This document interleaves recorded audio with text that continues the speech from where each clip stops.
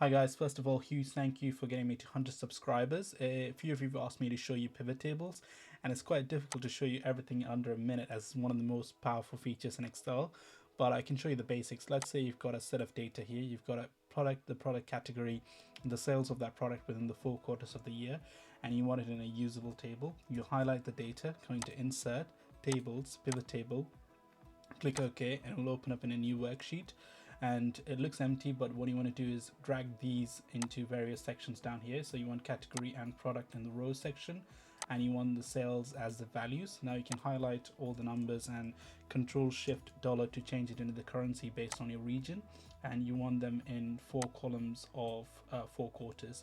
Now it looks really organized already, so you can go into design and change the way it looks. You can also go into each section and sort from largest to smallest. Hope that helps.